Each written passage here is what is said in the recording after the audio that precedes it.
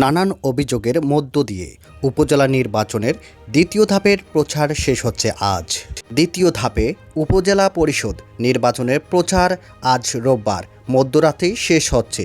এই ধাপেও প্রচার ঘিরে বিভিন্ন জায়গায় সংঘাত, হুমকি, আচরণবিধি লঙ্ঘন, সংসদ সদস্যের প্রভাব বিস্তারের অভিযোগ পাওয়া গেছে। এই ধাপে 157টি উপজেলা ভোট গ্রহণ করা হবে আগামী মঙ্গলবার। আজ রবিবার সারাদিন প্রচারের শেষ সুযোগ কাজে লাগাতে সক্রিয় থাকবেন প্রতিদ্বন্দ্বী প্রার্থীরা। তবে অনেকটাই একতরফা এই নির্বাচনে শেষ পর্যন্ত ভোটারদের কতটা ভোটকেন্দ্রে আনা যাবে তা নিয়ে প্রার্থীদেরও অনেকের সঞ্চয় রয়েছে। 8ই মে প্রথম ধাপের নির্বাচনে ভোট পড়েছিল 36%।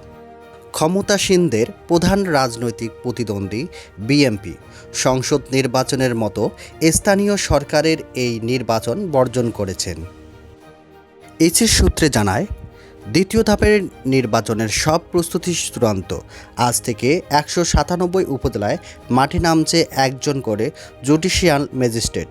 ভোট গ্রহণের পরে 2 দিন অর্থাৎ 23 মে পর্যন্ত তারা দায়িত্ব পালন করবেন। মিনহাজুল ইসলাম, সময় সংবাদ।